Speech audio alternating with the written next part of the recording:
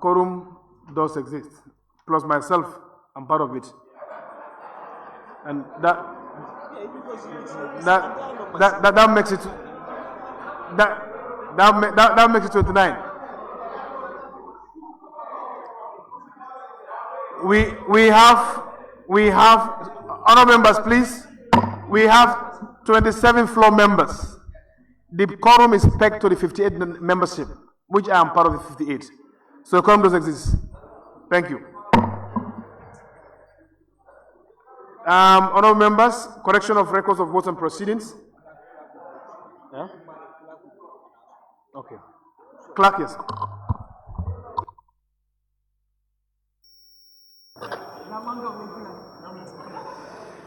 Thank you. Correction and approval of the record of votes and proceedings of the National Assembly sitting of Monday, 30th June 2025. Honorable members, the correction of approval of record of votes and proceedings of the National Assembly sitting on Monday, 30th June 2025 is before us for correction and approval. May I have any member of parliament to move a motion? Yes, member for Tumana. Thank you very much and good morning. I rise to move the motion for the correction and approval of the record of votes and proceedings of the National Assembly sittings of Monday, 30th June 2025. Thank you. Any seconder? Yes, Nyani. Thank you very much, Honorable Speaker. I rise to second the motion. It has been moved and seconded that the records of votes of proceeding of the Assembly sitting of 30th June 2025 be approved. May we now look at it page by page, beginning with page 1. For any corrections and amendments.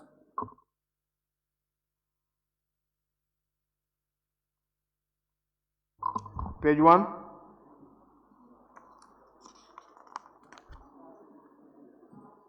Page 2.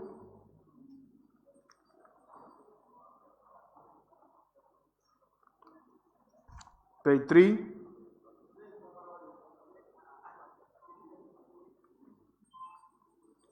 Four.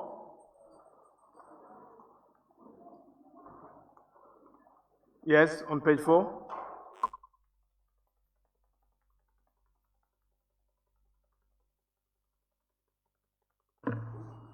Thank you, Honorable Speaker. On page 4, and wherever it appears, if you look at the heading, Republic of the Gambia, the 5th Assembly, I suppose it's the 6th Assembly. Very well noted, wherever it appears. Any more on page 4, page 5? Page 6.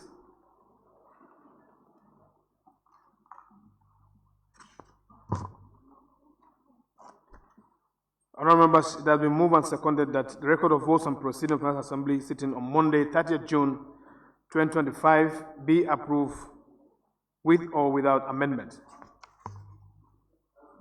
Yes? Thank you, I have an observation here. Page 5.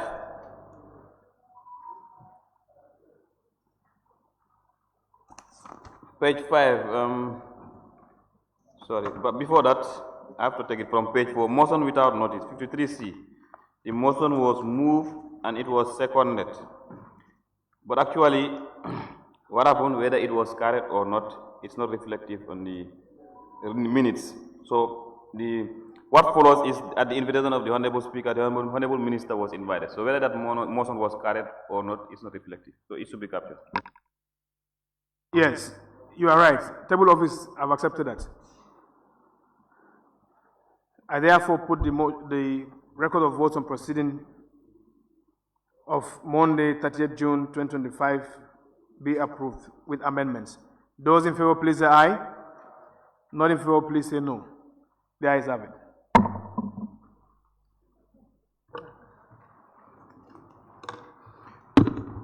Minister's reply, Order 100.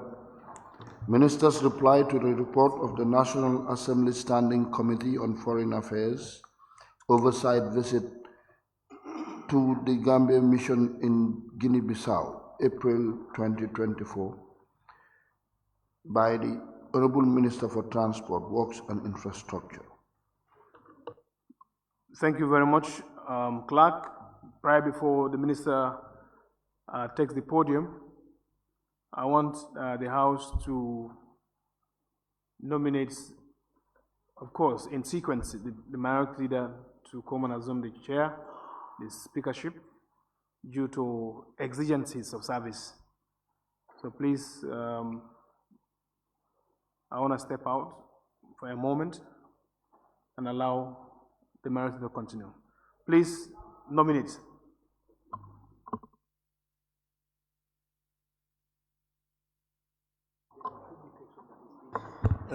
Honorable Speaker, thank you. I move a motion that we nominate the Honorable Minority Leader to preside as a speaker. Thank you. As you are stepping out. Thank you. Seconder? Yes. Manjunov. Thank you very much, Honorable Speaker. I second this important motion. Thank you. It has been agreed that Honorable Minority Leader to assume the seat. Please, Honorable Minority Leader, please come forward. Thank you. Member for Brikamanov.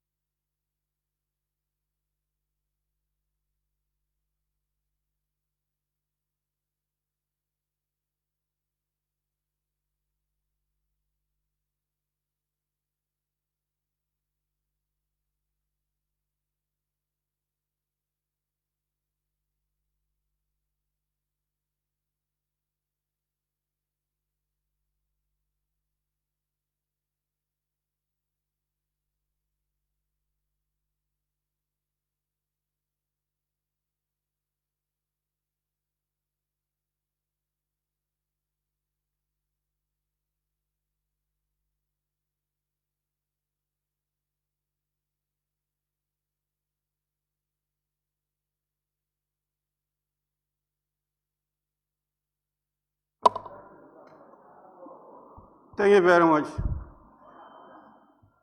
Honorable members, I thank you for the trust and confidence bestowed on me to elect me to serve as Speaker. I will call it pro tempore, to continue with the business of the day in the absence of the Speaker, who happened to be the Majority Leader. On that note, honorable members, after the adoption of the report of the National Assembly Standing Committee on Foreign Affairs, visit to the Gambia mission in Bissau, April 2024, in the previous session, the report was submitted to the government, in particular the Minister for Trade, Works and Infrastructure, for consideration and reply as per order 100 of the standing orders of the National Assembly. Accordingly, the Honorable Minister for Transport, Works and Infrastructure is scheduled today for reply to the report. May I now invite the Honorable Minister for Transport, Works and Infrastructure to take the podium and make this statement. Honorable Minister, you're welcome.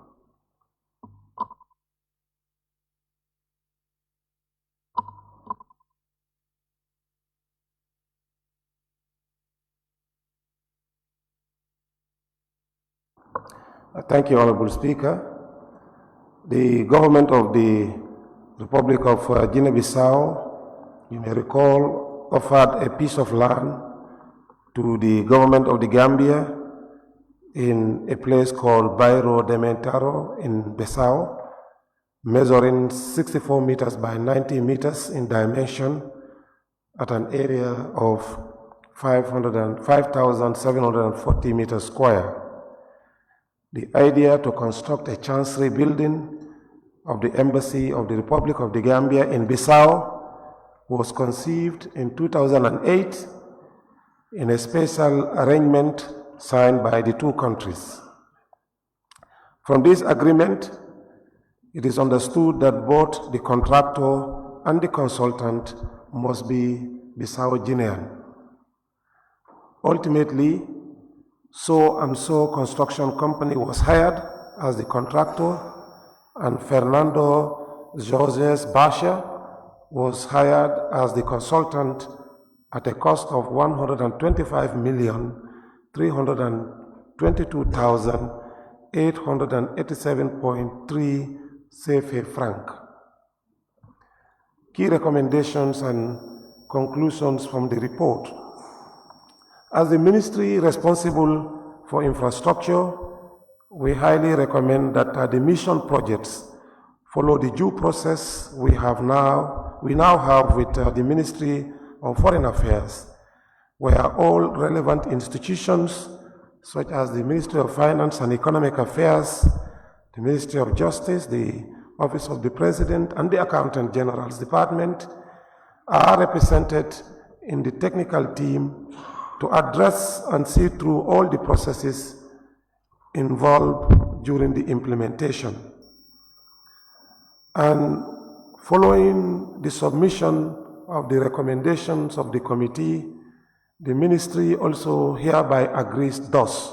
Number one, the government of the Gambia, through the Ministry of Foreign Affairs, International Relations, and Gambians abroad, should immediately engage their counterparts in Guinea-Bissau to obtain all official documents related to the ownership of the land where the Chancery building is situated. Number two, with the current state of the building, it will take nearly or more than the cost of the project to renovate or rehabilitate the building. Therefore, we recommend that the building should be demolished and a new Chancery building be constructed. Number three, we strongly agree with the committee's recommendation that future works be carried out by carefully identified competent contractors and consultants. Number four, the Ministries of Works and Finance should review the contractors' bid submissions during the procurement process from now on to ensure quality assurance and value for money in all future Chancery building projects. Number five, the Ministry of Transport, Works and Infrastructure must be included in the awarding and implementation of any future contracts for the construction of chanceries of the Gambia in foreign missions. And number six, for benefit of doubt, points 4 and 5 are clearly stipulated in the general orders on section 11210, which states that the construction and or structural alterations of a government building shall not be undertaken without the written approval of the Permanent Secretary of the Ministry of Transport, Works and Infrastructure, and therefore funds have been specifically provided for the purpose of the Ministry of Finance in cases where the construction or alteration has not been included in the approved estimates. In conclusion, there were lapses in the whole process of acquiring both the contractor and the consultant, since there were no records of a competitive bidding process available in the procurement of their services. It is also important to highlight that there were no technical team of the relevant stakeholders set up as applied in the case of other mission projects that have recently been implemented. This technical team, especially from the Ministry of Works, make sure that due diligence is given from initiation to completion of this project. Thank you, Honorable Speaker. Thank you very much, Honorable Minister. Honorable members, pursuant to Order 48.6 of the Standing Orders, I quote, after the statement has been delivered in the Assembly, a period of questions on the statement, which shall last for no more than 1 hour, may then ensue. The Speaker shall determine the period taken into consideration, the content of the statement, the number of members wishing to ask questions, and the pressure of other businesses. May I now invite honorable members to ask questions relating to the minister's statements or reply. You can show your tags if you want to ask questions. Right now, I have before me the following members who show interest to make comments or ask questions. 1, Central Badibu, Kiang West, Opafuladu, and Bakau. The list will still be open for members to show their interest. Can I now invite the honorable member for Central Badibu to Thank ask his you, question. Honorable Speaker, and thank you, Honorable Minister, for this reply. Honorable Speaker, in your response, you said you want to establish the ownership of the said land where the chancery is built. So I want to put it to you, the time that the Gambia government is spending those millions of dollars, was it that they did not establish the ownership of the land? The other question will be, thank you, you also agree with us that the building need to be demolished because it's not secured as we are speaking. Now, the time of giving contract to those contractors and the consultant, are you telling us that there was no proper reviewing or assessment of neither the contractor nor the consultant?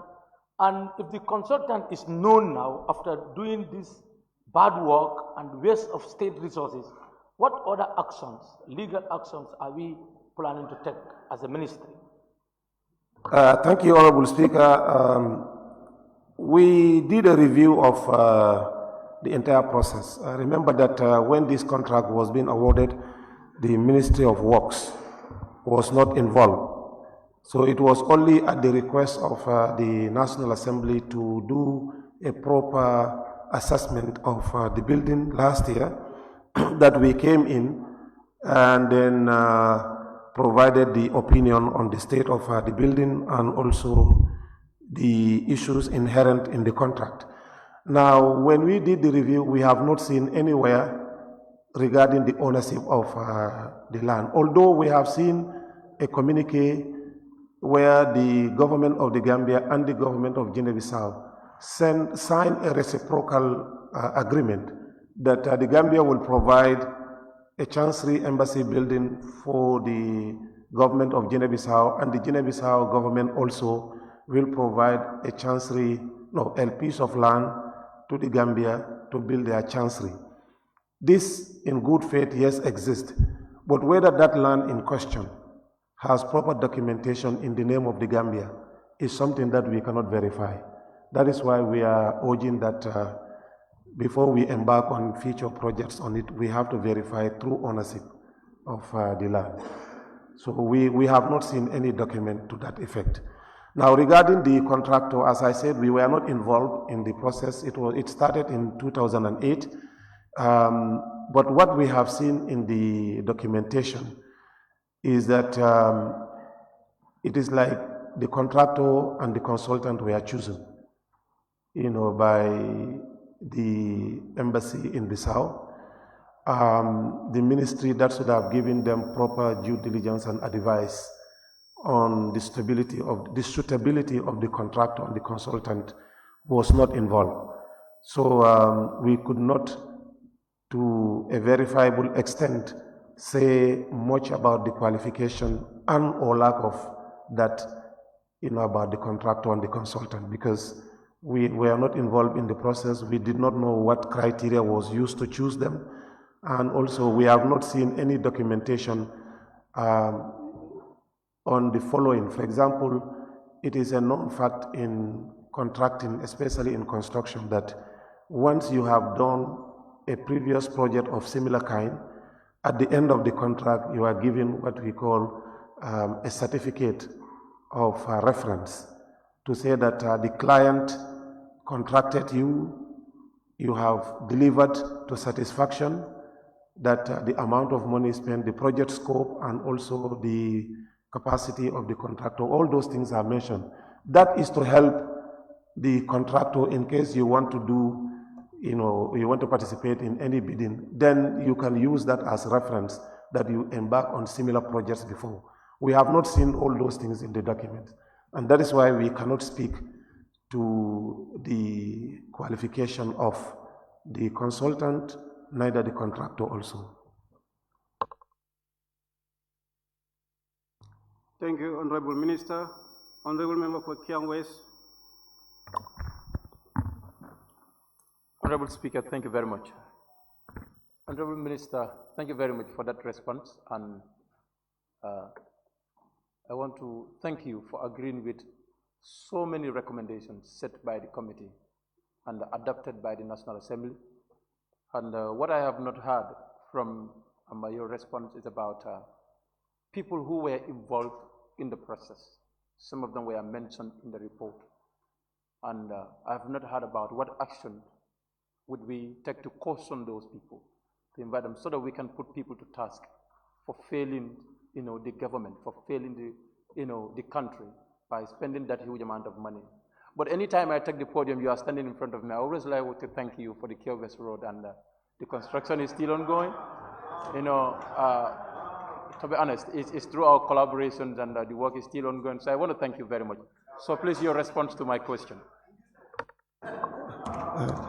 Thank you, Honorable Speaker, and thank you, Honorable Member for Kiang West, for that recognition. Actually, the reason why I have deliberately chose not to mention that particular aspect of the report is because my understanding was that this was supposed to be a joint session between me and the Honorable Minister of Foreign Affairs, and clear the dereliction of duty and how some of those issues were conducted were supposed to be answered by the Honorable Minister of Foreign Affairs, because, as I said, we were not part of the procurement process, and we were only called in last year to provide support to the National Assembly in verifying specificities of how the contract was awarded, and also how the building could be, valued and also assessed. So the other critical elements, they are not specific to us. That is why I am not speaking on those ones. Thank you. Thank you very much, Honorable Minister and Honorable Member for Kiang West. Upper Fladu West, Honorable Member for Upper Fladu West. Yes, thank you very much, Honorable Speaker. And then I thank the Minister for his responses. Honorable Minister, I just have a few questions that I want, just three. I want you to make clarification for me on that aspect. Well, I know this happened in 2008. By then, you were not in government, or you were not in cabinet. But you mentioned in your report, in your response, that 125 million CFA. Can you explain this to members of parliament? How much are we talking about in dollars? That is my first question. And then the second question is, during construction period, is it that the government left the whole process with the contractor and the consultant? That's my second question. The second question is, during construction period, during construction time, is it that the government left everything in the hands of the contractor and the consultant? And the third question is it a wise move after not knowing the ownership of the said land? Honorable Member, yeah, I think you have about 2 questions. The time is limited. No, but the third one is very important. I cannot leave the third one. I understand. But yes, excuse, please, let me just ask the third one. Yes, the third one, is it a wise move after not knowing the ownership of the said land for government to spend more money on its construction again? Yeah. So these are the questions that I want to ask. Honorable Minister, you've taken note of the questions. For the three questions, let me start with the middle one. Whether government left everything to the contractor. Well, no. I mean, what we saw was that the ministry responsible for the missions actually was involved. The embassy of the Gambia in Bissau was involved in the awarding process, and the contractor was identified by the mission in Bissau, probably in collaboration with the relevant authorities in Guinea-Bissau. I don't have that accurate answer, but a process was in place to identify the contractor. Once the process was put in place, then the contractor was contracted at an agreed sum, and then he started work. It is the finished work itself that we have issues with, the way the Chancery building was built, and I think this is clearly stated in the National Assembly report, and the structural defects that the building has, and how it is no longer fit for purpose. Because if you are going to renovate that building, you are better off building a new building, because it will cost so much money and it can lead to so many controversies.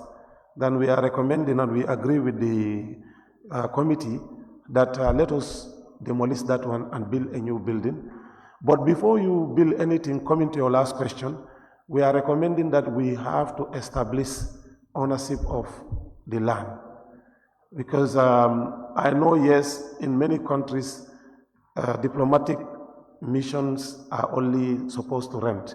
But in a country where you have this reciprocal agreement, they give you land here or building here, and then they give us land. So we have to establish the ownership of it so that it can go into the property list of the government through the embassy in Bissau. So the exact conversion, I wanted to do it, but I'm not very good with maths. So 11 million, okay. Thank you very much, Honorable Minister. Honorable Member for Bakau. Thank you very much, Honorable Speaker. Honorable Minister, according to what I understand from your response, you were not part of the negotiations of the contract as a ministry. Since this affects you as a ministry, do you have any legal advice to take against the contractor? Well,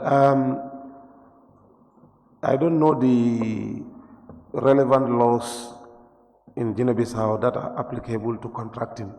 We need to establish that first. What are the liabilities on the part of the contractor that he should have done and he did not do?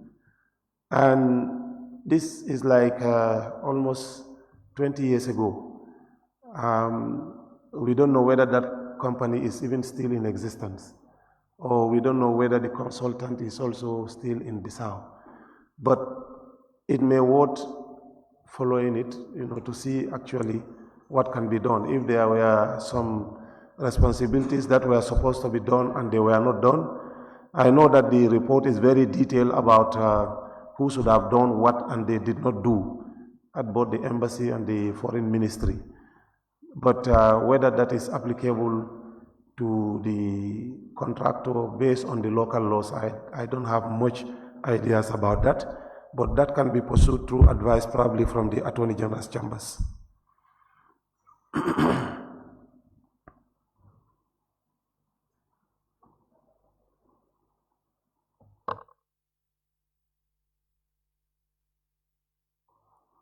Thank you very much, Honorable Minister and Honorable Member for Bakau. Honorable Member for Opanyomi. Thank you very much, Honorable Speaker, for giving me the opportunity. Honorable Minister, I also thank you for your response. I just want to ask you this question. When you said both the consultant and the contractor, they said they must be from Bissau, something like that. Was this said by the law, or is it being chosen by the embassy or somebody in the Bissau government recommend that to them? I don't know. If it's by the law, then it's all right with me. But like, if at all it has been chosen by them, then there must be consequences. Thank you. Well, I think this was part of their procurement process from the beginning, that there should be locals in Bissau. But how those two were chosen, that's the $1 million question, because as I said in my statement, we have not seen any evidence to that effect that they were chosen based on competitive bidding. Yeah, remember that we also have other chancery projects in Ethiopia, in Belgium, and also, and I think, Saudi Arabia. So in all this, actually, we use local contractors in those countries. But they do, because the ones that we supervise, I'm saying, they went through a proper due diligence process, then proper procurement process, competitive, and then all the other sectors of the government, like the Accountant General's Department, because they are the ones providing the funds, the Ministry of Foreign Affairs, the Ministry of Finance, and Ministry of Works. They are all involved in the technical committee. And we have a standing committee also that regularly visit these projects in those countries that we supervise.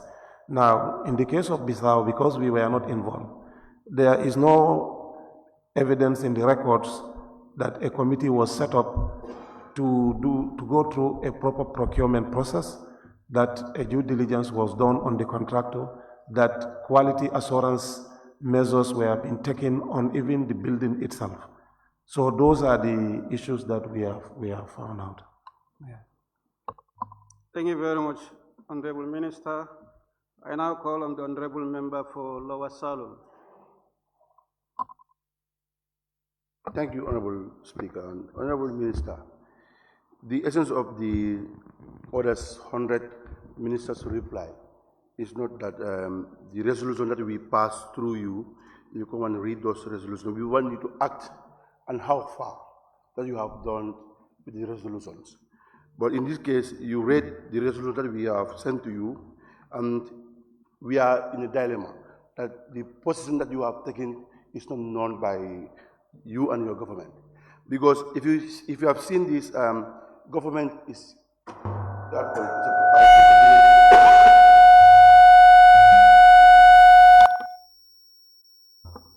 government is always case. The order pass, you will leave, the orders comes in. The documentation of this said land should be known by the government. Before you make any implementation for now, we're trying to build a structure from your ministry, foreign affairs, at the President's office, before establishing that committee to go and implement another project. The most tangible thing is to get the document first, whether the document is in place. But in your response, you said there's no document that you need to further. I think that should be part of you today, that you could have told us the document is there or not. But in your response, there is none.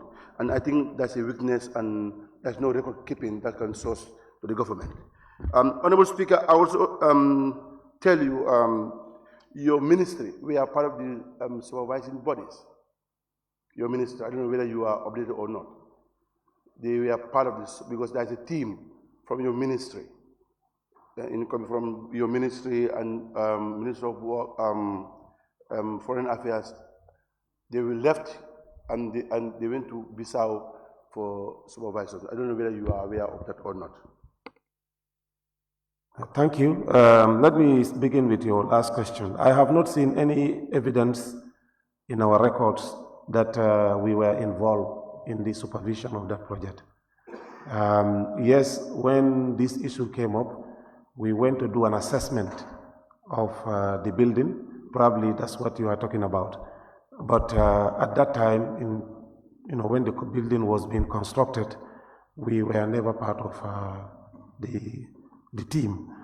Now, secondly, regarding the land issue and what should be done, that is not the responsibility of the Ministry of Works, because we have a ministry responsible for Gambians abroad and external affairs, and they are the ones that will deal with the embassy or foreign governments to ask those type of questions. And that is why I said in the beginning, my understanding was this was going to be a joint appearance by the Minister of Works and the Minister of Foreign Affairs. And if Foreign Affairs was here, they would have said probably what actions they have taken to act on the recommendations of the committee regarding the ownership of the land. So basically, that one, hopefully the Assembly can pursue that with the Foreign Affairs. But regarding issues that pertain to us, for example, from now on, what should we do with future chancery buildings? I have clearly stated that we need to have the new policy that we have in place respected, that any chancery building that is to be built outside of this country should follow that due process where we have the relevant stakeholders set up a technical committee, and then from the start of the project in terms of conceptualization to the procurement and the implementation of the project, this committee should be involved in that. That is one recommendation we are giving to the Assembly. I think that is the major area, or the major area that concerns us in the report. Thank you. Thank you very much, Honorable Minister. I now call on the Honorable Member for Brikama South. Thank you very much, Honorable Speaker. And thank you, Honorable Minister, for giving us this response. Honorable Minister, my question is very much similar to that of the member for Lower Salum in connection to establishment of the ownership of the said land and in terms of documentation. Since this affects two ministries, I want to believe that it should have been a joint committee because they are very much vital when you come to the acquisition of the proper documentation for the said land, and the construction of the council should be is in your area. So I was expecting a teamwork that you have to work in tandem. But you rightly said it, the minister, the other minister is not available. But I want to know whether you have any information at what stage in the acquisition and establishment of the said land. Thank you. Unfortunately, I don't have any information on that, because it was only this morning I came to realize that my colleague is unavoidably absent because of official mission abroad. But we can ask. I will ask around and then let you know. Thank you. Thank you very much, Honorable Minister. I now call on the Honorable Member for Serekunda. Yes, thank you very much, Honorable Speaker, and thank you very much, Honorable Minister. At first, when I saw the ordered paper, I thought maybe you are just stepping in for the Minister for Foreign Affairs. And when you've said in your statement that there is no landed document, as a member of the committee, I know through our interaction and investigation in Guinea-Bissau, we understand that there is a document, but it is at the Ministry of Foreign Affairs. So at first, what I wanted to ask was, did your ministry, in collaboration with the Ministry of Foreign Affairs, establish a committee to look into this report in order to learn, what has went wrong? That may help you in future, since your ministry or the Ministry of Foreign Affairs now has endeavored in building new chancellors in the countries that we are allocated lands. But that cannot happen if you didn't go through this report and try to establish what went wrong. So are you now committed to engage the Ministry of Foreign Affairs to probe into the whole project, entire project, so that you can draw lessons from there to avoid reoccurrence of the same thing in Guinea-Bissau? Thank you. Yeah, thank you, Honorable Speaker. In fact, that collaborative process has already started since the building of the Chancery office in in Riyadh, and then the renovation of the ministry and residences in Brussels, and also the renovation and building of buildings in Ethiopia, Addis Ababa. We have been working, and also we have another collaborative efforts for Senegal as well, and two other places. So that is already in place now, and I think we are likely not going to see a repeat of this type of mistake. So when the committee says there is a document, what at Foreign Affairs, yes, I mean, I know there are documents, but is it the title deed? That's what we are saying. There is this agreement document that is a reciprocal government agreement that Gambia and Guinea-Bissau would be providing facilities for housing of chancery of officials.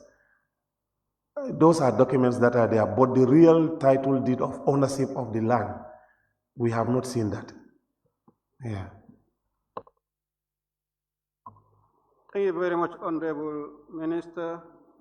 Last in the list, that's the Honorable Member for Fonyi Bondali.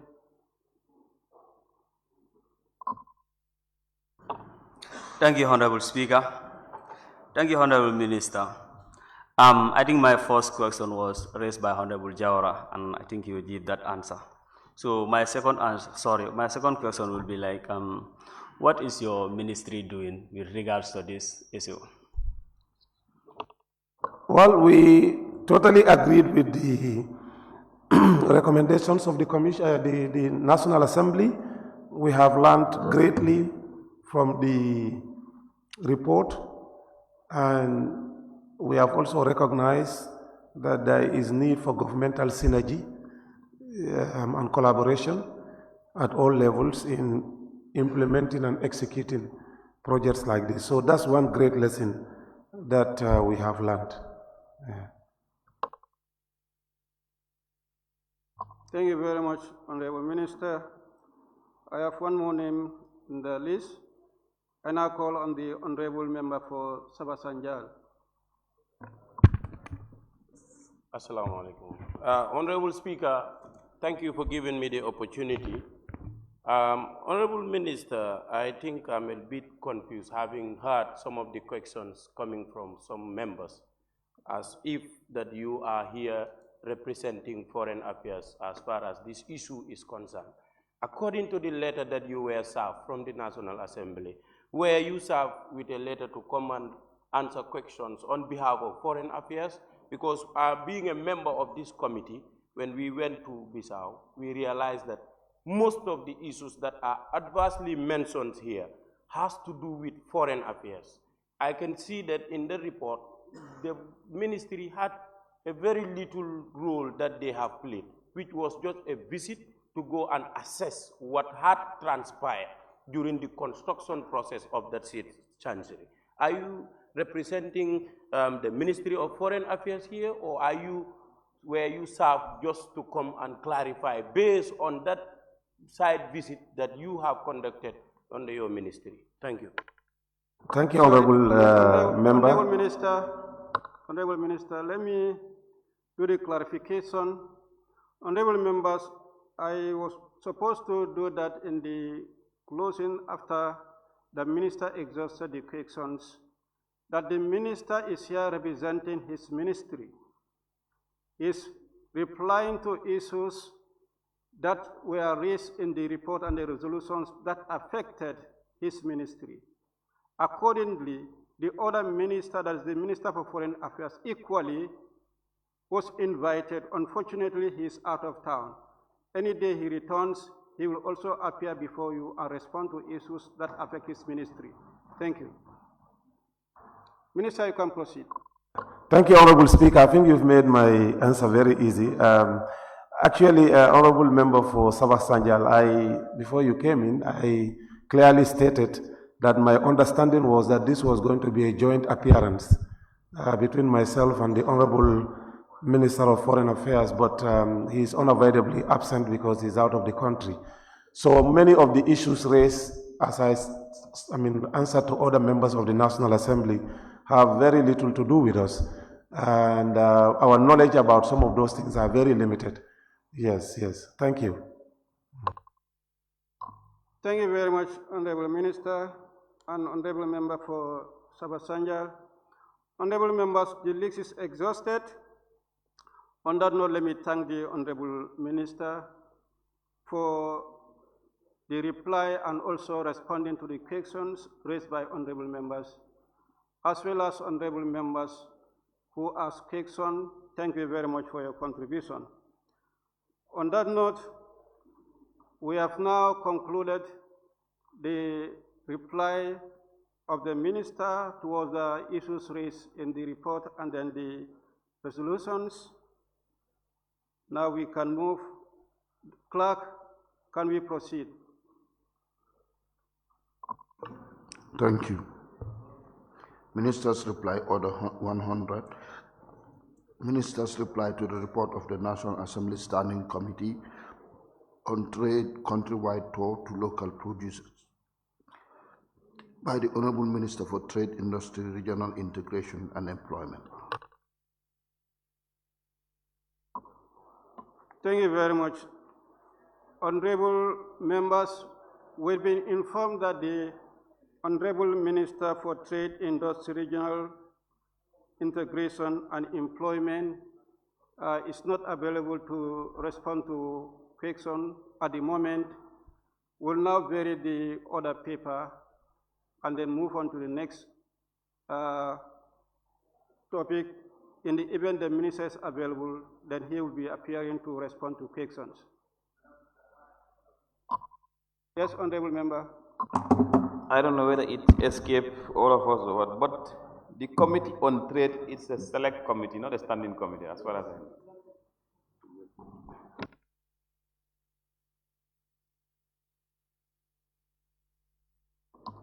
That is noted, and the correction will be done by the Secretariat. Thank you.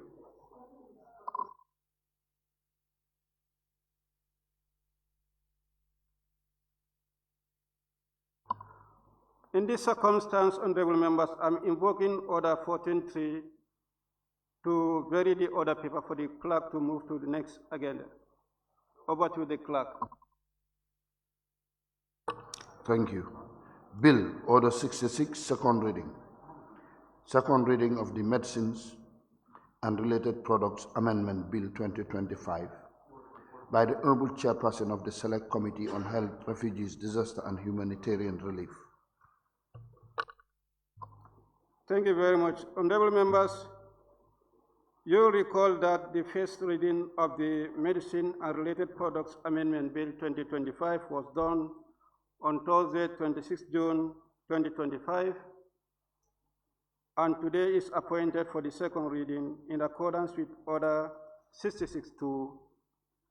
Therefore, pursuant to Order 67 of the Standing Orders, I now invite the Honorable Chairperson of the Select Committee on Health, Refugees, Disaster and Humanitarian Relief to move a motion for the second reading of the bill entitled Medicine and Related Products Amendment Bill 2025. Honorable Member, the floor is yours. Yeah, Honorable Speaker, thank you very much. Honorable Speaker, I beg to move for the consideration of this Parliament for the bill entitled Medicine and Related Product Amendment Bill be read a second time. Honorable Speaker, this bill seeks to remedy an evident gap in the Medicines and Related Products Act 2014 relating to the issue of registration of medical commodities. Unfortunately, by virtue of the provisions contained in the Act and regulations, medicines approved for use and distribution in Europe, America, United Kingdom, and other countries with stringent standards for quality, safety, and efficacy of medicines and related products cannot be registered in the Gambia in accordance with the Medicine Control Agency guidelines, as the registration of medical and pharmaceutical products involve intricacies that prove exaggeratedly bureaucratic, so much so that stringent compliance may undermine quality control and create room for substandard and contaminated products, as well as shortage of essential medical products in the country. Stakeholders undergo insufferable measures to register products from certain countries because the manufacturers there prioritize registration in high population nations to ensure early returns on investments. They only find profit in registration in countries with large consumption populations where the turnover is profitable. For instance, in the United Kingdom, harbors a population of 67 million people, while our regional counterparts, such as Nigeria, have over 223 million. In Ghana, it's over 34 million. In Senegal, 17.5 million. In Sierra Leone, it is above 8.5 million. And in Liberia, 5.4 million. The Gambia population is slightly below 3 million. It is clear one face value that the revenue for any manufacturer, for any import to a small economy such as the Gambia for such product is objectionable.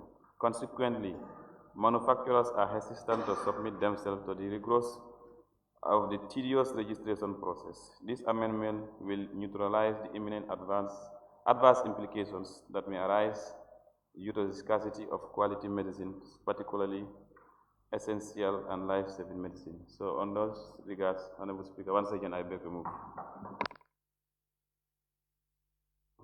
Thank you very much, Honorable Member, for moving the motion. Any seconder? Honorable Member for Upper Fuladu West. Yes, Honorable Speaker, thank you so much. I rise to second the motion, and also I would like to take part in the debate. Well, Honorable Speaker, if you look at the object and reasons of this bill seeks, to remedy an evident gap in the Medicines and Related Products Act 2014. And also, as you know, there were, stringent compliance, which may undermine quality control and create room for substandard and contaminated products, as well as a shortage of essential medicine products in this country. I think we were all aware that there are instances whereby we have shortage of medicines, simply because of this, tougher measures that we have put in place. Medicines will come to the country, but they will not be in the market. So coming up with this bill, I think is very, very timely. And then I'm sure when this thing is passed at the right time, there will be nothing like shortage of drugs in this country. So without taking much of your time, I think this is what I can contribute as far as this thing is concerned. Thank you very much. Thank you very much, Honorable Member. In accordance with Order 67.1 of the Standing Orders, I will now open the floor for the debate on the general merits and principle of the bill. Any honorable member who wishes to take part in the debate may do so. The list will be going around for honorable members to. Yes, we have the list.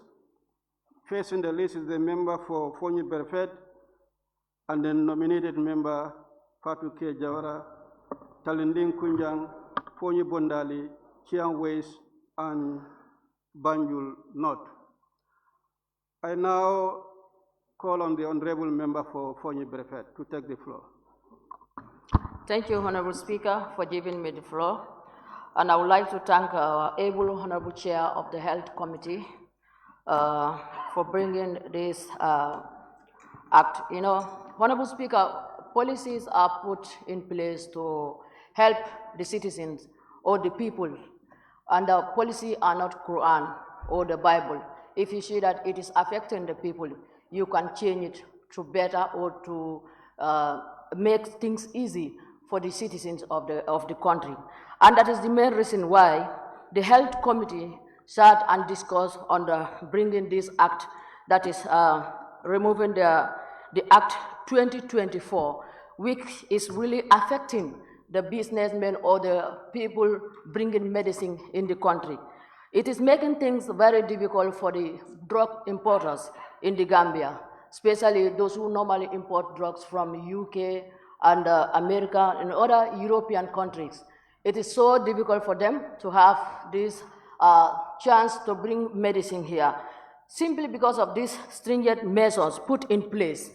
That is the main reason why the Select Committee of Health and stakeholders discussed, and we put in a great agreement to put this amendment. And I'm urging the honorable members of this parliament to agree, and we need to pass this act. It will really help the Gambians, and it will remedy the situation of shortage of drugs in the country. Honestly, we always face the scarcity of drugs in the Gambia all the time. So passing this act will really help us. And thank you so much, Honorable Speaker, for giving me the floor. And also, I would like to thank the Select Committee of Health. It takes us time, and it was so difficult for us to do this work. And I see no reason that the Parliament will never agree onto this, because it is here to help the people of the country. Thank you so much. Thank you very much, Honorable Member. I now call on the Honorable nominated member, Fatou K. Jawara. Thank you very much, Honorable Speaker, for giving me the floor. I must also join my colleague to commend the chairperson of the Select Committee on Health, Honorable Kamara, and give my blessing to this important document that is before us today. Honorable Speaker, the state of mind of people shift from need-based to right-based, and health is paramount, and it is a right-based. Honorable Speaker, the reason why I say so, you don't need a permission to have a health. None of us take a permission when you are sick. You just go and seek for a medication. And having a magnitude of this bill, going through the object and reason of the bill is really important. Honorable Speaker, this bill clearly shows that having amended this bill will not only qualify Gambia to fit in the job market, but it will ensure that safety and quality medication that are used in Europe and other parts of the world to be in the Gambia and to register. And it will also help our experts to have competition in the job market. On that note, Honorable Speaker, I will not take much time, but I'm calling on all honorable members to give their blessing to this important document that is before us. On that note, Honorable Speaker, I submit. Thank you very much, Honorable nominated member. I now call on the Honorable member for Talending Kunja. Thank you very much, Honorable Speaker. Honorable Speaker, I don't think we should belabor too much on this bill. Since the catastrophic incident that happened on the AKI, we've been trying to put on measures to ensure that Gambian people, Gambian population, access the quality of drugs that can ensure the well-being of all of us. We all know that even when it comes to food items, the quality of food, the quality of drugs that the Western countries have access to, that are available in the Western countries, are not available here. Sometimes you can even have paracetamol in UK and paracetamol in the Gambia. Sometimes the qualities are different. There are people in this country who would tell their relatives to buy them drugs outside this country that's what they are using. They have the money. They have relatives outside. But what do we do to ensure that Gambians also in the Gambia can access those quality of drugs? So we put a measure to ensure that the drug that comes from elsewhere, like India, is screened to the extent that it assured or it is quality. But then again, we should not stop there. We should ensure that Gambian also could, those importers, especially there are certain types of drugs that come from these stringent regulated countries that the country so hugely needs. The kidney drugs, for example. We have a lot of Gambians that are affected by this kidney disease. They need certain tablets that only can come from these countries. And other numerous tablets or medications that health professionals can advise you. But we have to ensure that we open our market so that the importers that can access that market can bring quality of drugs from this country so that we can have the quality of medication that we need for our patients. I think this is a very laudable move for the committee to ensure that we open that market. We are able to access that market to have those quality of drugs. And like, you know, we don't have to be repeating ourselves. What is good is always good. You cannot add anything to it. It's good, it's good. And thank you very much. Thank you very much, Honorable Member for Talending Kunjang. And I invite the Honorable Member for Fonyi Bondali.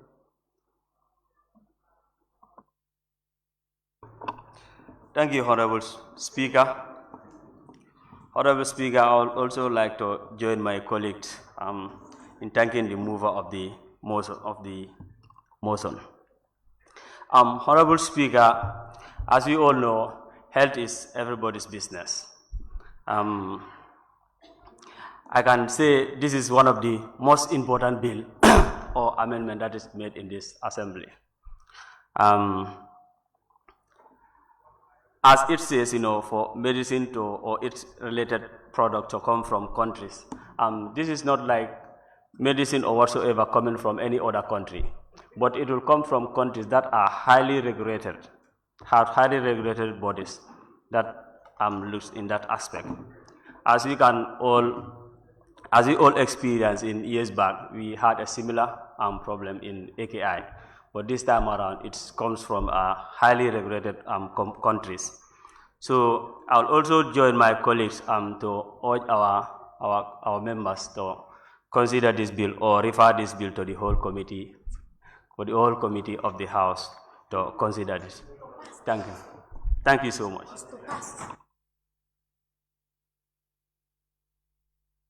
Thank you very much, Honorable Member for Fonye Bondali. I now call on the Honorable Member for Chiang West.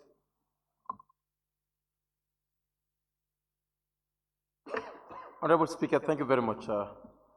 Let me thank the committee, the Select Committee on Health, the entire committee through the chairperson, for this job. And when AKI issue was raised in the country, extraordinary session was called, and investigation was launched, and they came up with a report. So the committee saw it upon themselves without relaxing. They say, having set aside the resolution, what can we do as a committee? And they come up with a committee bill. And this is really great, and it's amazing. And people should know that. I think the country should know that this is what happens in the National Assembly, and this is what the committee has taken. This is what the committee has done. Aside the resolutions of the National Assembly, committee has tasked themselves to see how best they address these things without leaving everything in the hands of the executive. To say, let us come up with a private member bill which incurs no cost on the government, but will bring in certain restrictions. We'll try to eliminate certain restrictions to ensure the availability of drugs with quality. And this is really commendable, and I thank you, your committee through the chairperson for this great job. Having said that, Honorable Speaker, I have few questions. I have only 2 questions to ask, which are raised in the object and reasons, and I want to read from my device. It's my cell phone. With your permission, Honorable Speaker. Honorable Chairperson, in the objects and reasons, the second to last paragraph, the last sentence, you say, consequently, manufacturers are hastened to submit themselves to the rigors of the tedious registration process. Can you please tell us what you mean by that? What are the rigorous, tedious registration processes that currently exist and that are affecting the availability of drugs and with quality as well? Can you please tell us about that? And how does this bill intend to eliminate that? And last question is, and the amendment will neutralize the eminent adverse implications that may rise due to the scarcity of quality medicines, particularly essential and life-saving, medicines. Can you please also elaborate more about that? What prevails today, and what does this bill intend to address when it comes to existence? Thank you so much, Honorable Speaker.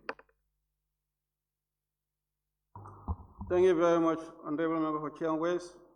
I now call on the Honorable Member for Banjul North. Thank you very much, Honorable Speaker. Honorable Speaker, I will also want to join my comrades that spoke before me to commend the mover of this motion, who also doubled as the chairperson of the Select Committee on Health, and also the members of the Select Committee on Health of the Gambian Parliament for coming up with such an important bill. But Honorable Speaker, my deliberation will be centered on the human story behind this amendment. And I think it is also very important to understand that this amendment is not only a short-term solution, but also a long-term. If you assess the global drug supply chain right now, Honorable Speaker, the Gambia is in a competitive disadvantage to begin with because our market is very small in size.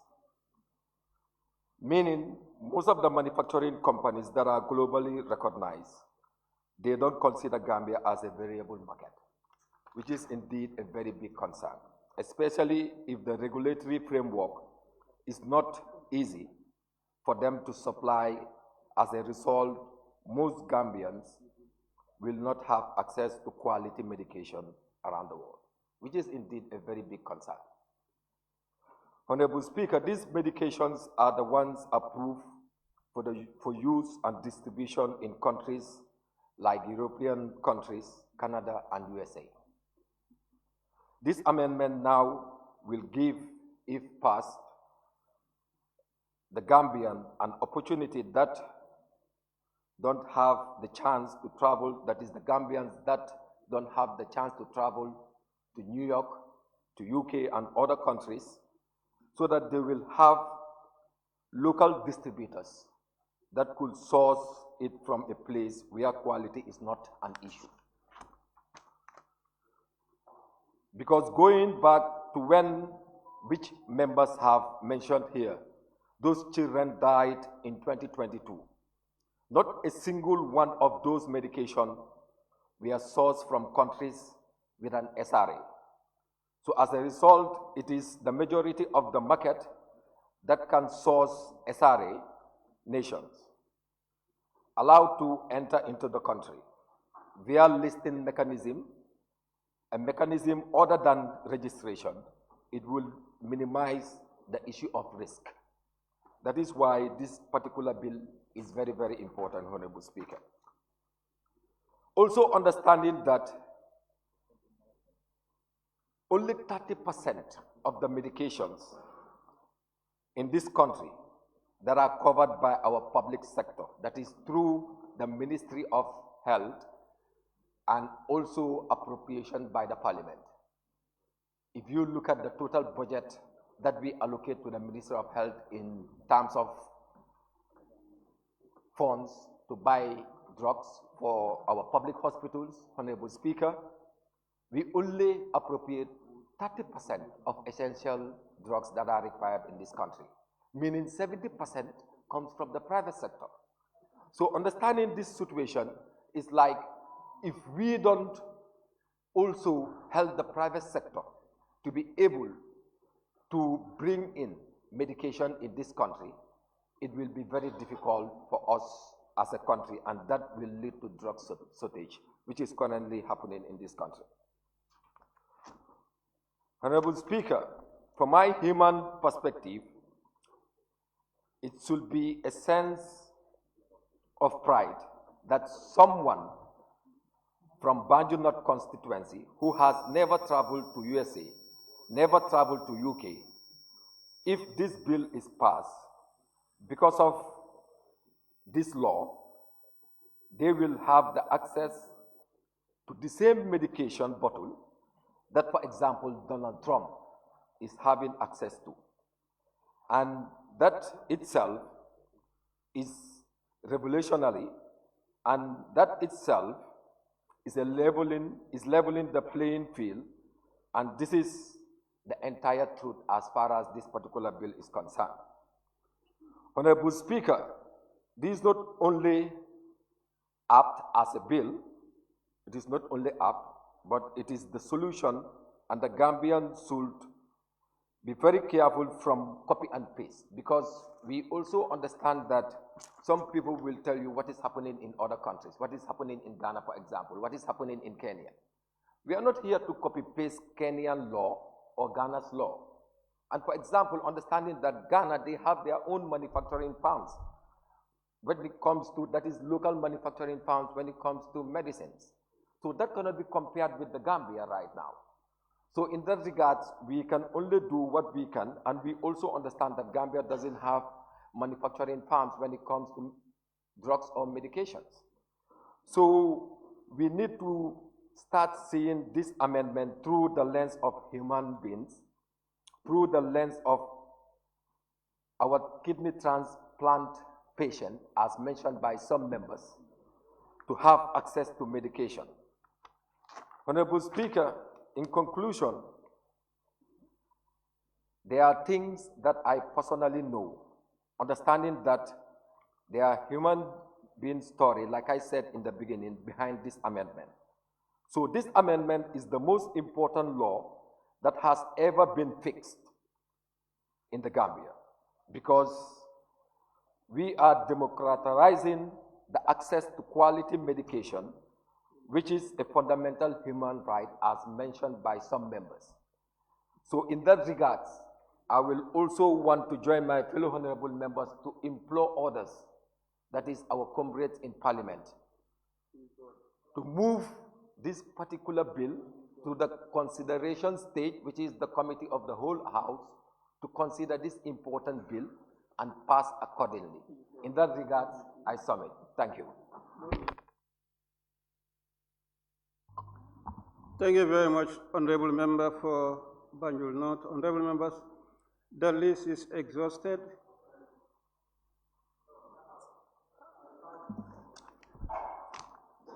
That your name will be added. That's the end, then we'll open. I now invite the Honorable Member for Lower Salem. Honorable Speaker, thank you very much for giving me the floor. Can I also join my colleagues and also thank the chairperson and the committee. But it's so strange, I don't know why the urgency of the bill to refer the committee of the whole house and the entire committee membership are campaigning it to go to the committee of the whole house. And Honorable Speaker, I think there are precedent sets aside. If the bill comes in, there are consultations that are taking place before it comes to the committee of the whole house. And these are the things that I wanted to ask the chairperson, whether the only factor, the drugs that are imported from the foreign country, there are local drugs also which are imported, whether it's captured in the bill or not. Because if you talk about only the manufacture of drugs, UK, America, and other sites, you don't factor the local ones. The local drugs that they normally sell, the traditional drugs, whether it's captured or not. Maybe the mover will respond to that.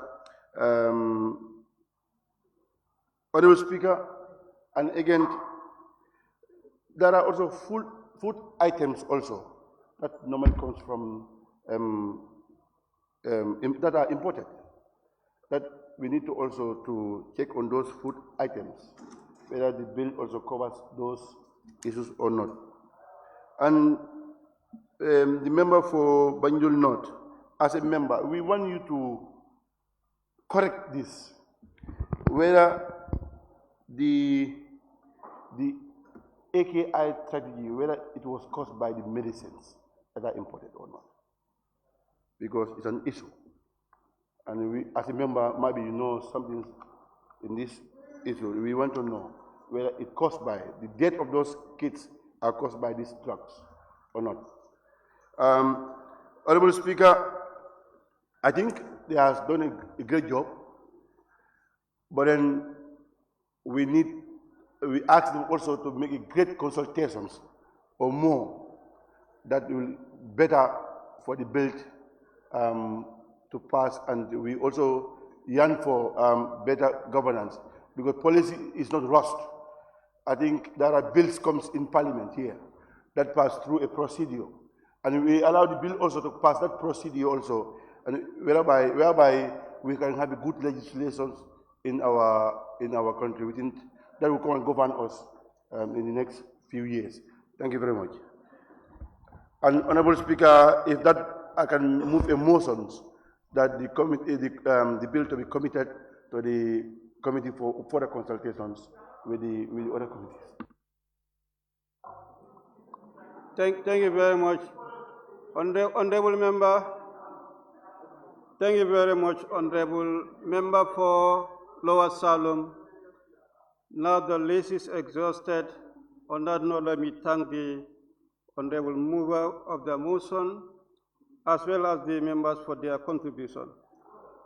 I now invite the honorable chairperson of the Select Committee on Health, Refugees, Disaster, and Humanitarian Relief to respond to issues raised and wind up the debate.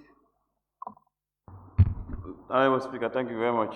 And I just want to thank the honorable members who took part in the debate and of course made recommendations and some asked questions. And then it's my duty to clarify as far as I am the mover of the motion. So, Honorable Speaker, first of all, I want to start with the member for Lower Salem before I forget. It is important that he asked a very important question regarding the AKI, whether the drugs that those kids consume cause the death of those kids. I think it's something very important because the matter is before the courts. And this committee submitted a report here which was adopted by this August Parliament, and our conclusion stated, and I read, having received several evidence from different stakeholders, both in the public and private sectors, including parents of the victims of the AKI, the Select Committee concludes that all the cases of AKI are linked to the consumption of the contaminated medical products imported by Atlantic Pharmaceuticals and manufactured by Median Pharmaceutical Limited, India. The actual cause of death of these children is still under scientific investigations, as causality tests are currently being undertaken by the Ministry of Health and partners. This was our conclusion, and I think it is very, very clear. So thank you very much. Now we move on to other substantive issues. I just want to thank the members who also took part in the debate. The honorable member of Upper Florida West emphasized on the importance of amending the Act, and of course for the benefit, these are members of the committee. And I will nominated member Fatou Jawara, of course, importance of health, which I don't need to go back on. Honorable member for Talindi, who is also a member of the committee, I want to thank you. Honorable Fonyi Bondali, the same thing, and he even suggested we commit the bill to the committee of the whole house. Honorable member for Kiang West, who also thanked the committee because it is true that we submitted a report and we even recommended for legislation. But this is an issue that we've been following with the Ministry of Health, and they are doing an overall amendment of the laws governing health. And these are standout issues that need urgent intervention. If we don't do these things, definitely we'll have problems. Just tomorrow we can have problems. So that's why the committee have taken up the initiative with support from the Office of the Clerk and of course from the Office of the Speaker. We are able to come up with this amendment. And this will all be incorporated in the general amendments when the ministry whenever they come for the general review of these laws. So the honorable member for Kiang mentioned that tedious registration process. As we have currently, all medicines and related products imported to the country must be registered, and there is a process for registration. So what we are doing here is to give room for another alternative, what we call listing. Listing, it's like semi-registration, but they wouldn't ask you for those different dossiers and so on, because the registration process is very tedious. It can take you up to 6 months just to register a single customer. So having regard that and having relying on these important regulatory bodies in the countries that we have, that the agency may term to have stringent regulatory authority. You know, regulatory authority have different levels. You have maturity level 1, maturity level 2, maturity level 3. And before you pass any level, there are series of issues and series of standards and series of quality that you need to have in-house. So basically, these are high-level countries, which you know that they are certified by WHO, and these officials will be going in and out every day to make sure that these standards are not compromised at all levels. So definitely, if we have those regulatory authority in other countries, we can rely on them and soften, probably waive some certain requirements when it comes to registration. Thereby, you can just apply for listing within a month, you complete it, and you bring your drugs, rather than going for 6 months just to be following documents here and there. And basically, it's all more or less the same. So that's why we are coming up with this mechanism to ease the burden on that. Rely on those regulators for us, for our own safety and for our own efficacy of our drugs, and of course, good regulation. So basically, that is the issue here. So you also mentioned another important issue, that is the amendment will neutralize the imminent adverse implications that may arise due to the scarcity of quality medicine. This is the same thing. When you have stringent, when you have bureaucratic regulations when it comes to registration, you frustrate partners, you frustrate importers. What people will result of? Because if you have headache, if you have stomach ache, if you have a pain in leg, you must get medicine. Even if you can have quality medicine, you will resort to other means. So basically, people must get sick every day. So whereas people get sick and we don't have quality medicine in the country, definitely you will see, you go to the lumos, the borders, you will see people entering, buying drugs in the street. However, and people must buy, because you need drugs to be okay, you need drugs to be healthy, you need drugs to heal yourself. So basically, we need these things to make sure all those risks are eliminated within the country. And now I think you have started seeing the difference. Before, if you go to even Bara Ferry here, you will see people selling drugs anyhow they want. But now, alhamdulillah, it has reduced because we have good regulations. Regulators are on the neck of everybody. And now, even to open a pharmacy outlet, sometimes you see them going around closing pharmacies because you don't have a good license, because your license has expired, you need to renew it, and so on and so forth. So definitely, I want to thank the MC and of course Pharmacy Council for those. And then these are issues that the Health Committee have keep monitoring since the inception of this legislature. Even last legislature we started, but it is more rigorous now since after the happening of the AKI. So these are very important questions that you raised, and then I think these are the issues that we have at hand, and that's why we are thinking. This is an issue which you know that the committee have been dealing with for quite a while now. I can say now for 2 years or even 1 year and a half. We have different stakeholder consultation on this at the level of the Ministry of Health, at the level of the Medicine Control Agency, at the level of some of the partners, even MRC Gambia, UNFPA, WHO, you can name them, and many other donor partners. They have come time in and time again for us to meet, to see how best we solve this problem. But now I think it's the time, because what I always tell them, the committee is here for everybody. We are here to listen to the cries of the people. But there is nothing that we will do without getting in the buy-in of all the stakeholders, that the different stakeholders, Ministry of Health and so on. So that's why it even took time for us to come here today. I can remember sometimes even some other like other agencies will call on the committee for us to meet. I even have to go to the office of the clerk for them to provide us with space for us to meet so that we can discuss this thing. And I think once we pass this, those things will be history. So basically, moving on to other things, the honorable member for Banjul North, of course, he mentioned very important points, and I think we are in line, we are in the same boat. Lower Salem also mentioned about consultation. I can tell you, this committee have consulted every necessary stakeholder as far as this amendment is concerned, because it is not a private member's bill or so on. This is a committee bill. The committee have done all the groundwork, all the necessary checks and balances. Even if you move to the committee of the whole house, I can tell you I'll propose some amendments because new ideas are coming up.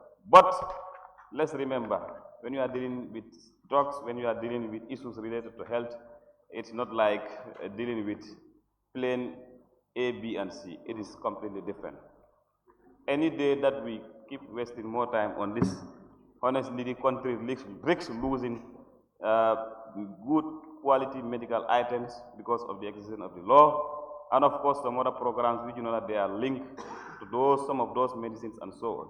So the importance honestly cannot be ever emphasized. That's why I, on behalf of the committee, want to beg on the indulgence of this assembly for us. I know immediately the second reading is done, the bill will stand referred to the Assembly Business Committee for a committal to either a standing special select committee or so on, or committee of the whole house. So in that regard, I will beg for the indulgence of this assembly to refer this bill to the committee of the whole house so that we can consider it and we can have opportunity to complete all the stages within this session, and then we can wait for ascension. Thereby, we will have opportunities for people to bring in medicines, quality medicines from all over the world, whereas they will be covered by the law.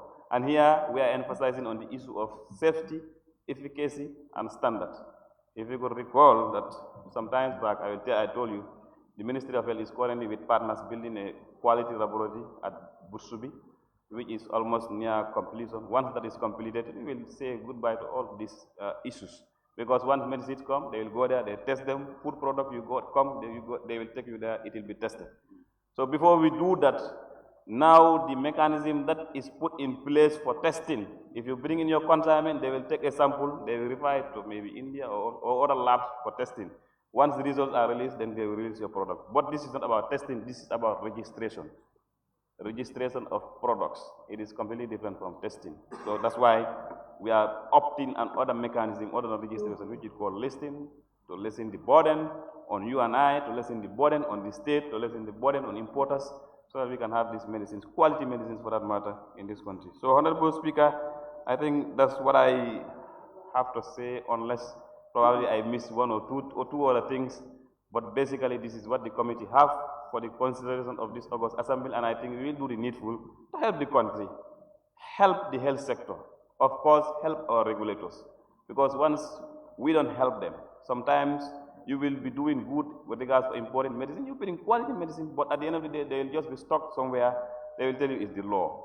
And the law is made by Parliament. We are the lawmakers. There is nothing that we can do without law. So definitely, if we believe that this law is hindering somewhere, whereas it will affect safety, efficacy, and quality, let's see what we can do with that law. So the ball is in our court, but again, I beg on your indulgence, so please refer it for direct consideration so that we can deal with it once and for all and move on. Thank you so much. Thank you very much. The mover of the motion, the Honorable Chairperson of the Select Committee on Health, Refugees, Disaster and Humanitarian Relief, for responding to the issues raised and winding up the debate. On that note, honorable members, it has been moved and seconded that the bill entitled Medicine and Related Products Amendment Bill 2025 be read a second time. Those in favor, please say aye. And those not in favor, please say no. The ayes have it. On that note, clerk, can we proceed? Short title bill, the Medicines and Related Products Amendment Bill 2025 is hereby deemed to have been read a second time. Thank you, clerk. Honorable members, in accordance with Order 68.1 of the Standing Orders, the bill is hereby referred to the Assembly Business Committee for committal to either a committee or committee of the whole House. On that note, I thank you for your contribution and participation. Clerk, earlier on we have buried the order paper for the Honorable Minister for Trade, Industry, Regional Integration and Employment also to take the podium and respond to the reports of the Foreign Affairs. At this juncture, let me inform that we have not received any formal communication from the Minister regarding his appearance, and we cannot be all at ransom. That means the order paper for the day is exhausted. And having exhausted the order paper for the day, can I put a question? Be resolved that this August Assembly do stand adjourned until Wednesday, 2nd July 2025 at 10 a.m. Those in favor, please say aye. Those not in favor, please say no. The ayes have it. This Assembly now stand adjourned until Wednesday, 2nd July 2025 at 10 a.m. prompt.